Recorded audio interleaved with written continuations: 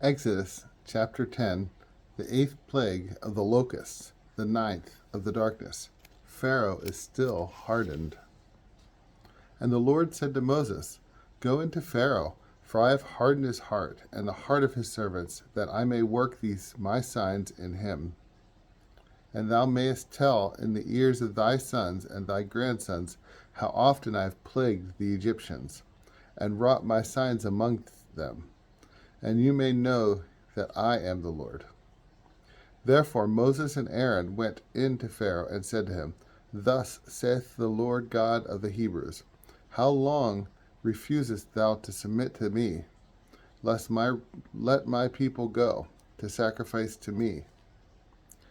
But if thou resist and wilt not let them go, behold, I will bring in tomorrow the locusts of thy coasts, to cover the face of the earth, that nothing thereof may appear, but that which the hail hath left may be eaten. For they shall feed upon all the trees and the spring of the fields. And they shall find thy houses, and the houses of thy servants, and of all the Egyptians, such a number as thy fathers have not seen, nor thy grandfathers, from the time they were first upon the earth, until the present day. And he turned himself away, and went forth from Pharaoh. And Pharaoh's servants said to him, How long shall we endure this scandal? Let the men go to sacrifice to the Lord their God. Dost thou not see that Egypt is undone? And they called back Moses and Aaron to Pharaoh, and he said to them, Go, sacrifice to the Lord your God. Who are they that shall go? Moses said, We will go with our young and old, and our sons and daughters, with our sheep and herds, for it is the solemnity of the Lord our God. And Pharaoh answered, So be the Lord with you, as I shall let you and your children go. Who can doubt but that you intend some great evil?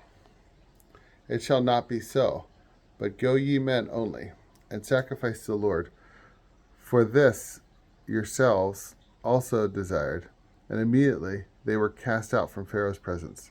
And the Lord said to Moses, Stretch forth thy hand upon the land of Egypt unto the locusts, that it come upon it, and devour every herb that is left after the hail.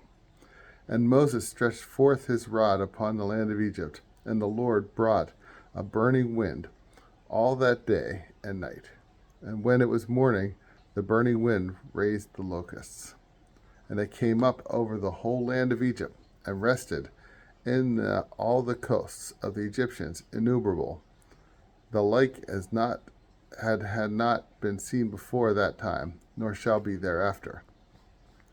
And they covered the whole face of the earth, wasting all things, and the grass of the earth was devoured, and what fruits soever were on the trees which the hail had left, and there remained not anything that was green on the trees, or in the herbs of the earth in all Egypt.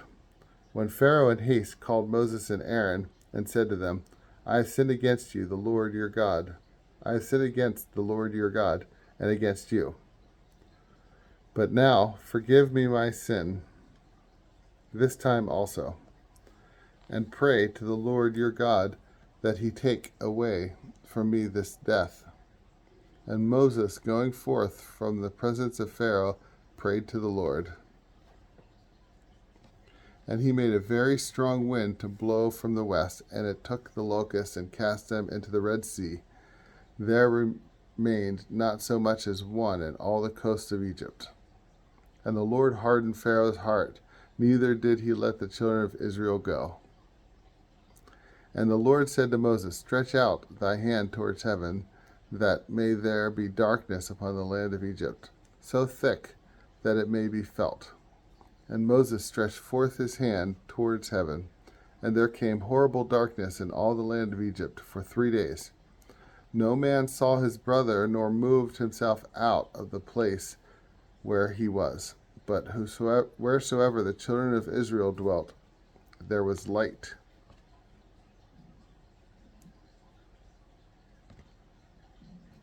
And Pharaoh called Moses and Aaron and said to them, Go sacrifice to the Lord. Let your sheep only, the herds remain. Let your children go with you.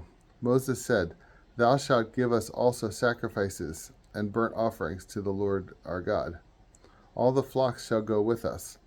There shall not be a hoof remain of them, for they are necessary for the service of the Lord our God, especially as we know not what must be offered, till we come to the very place. And the Lord hardened Pharaoh's heart, and he would not let them go. And Pharaoh said to Moses, Get thee from me, and beware thou see not my face any more. In what day soever thou shalt come in my sight, thou shalt die. Moses answered, So shall it be as thou hast spoken. I will not see thy face any more.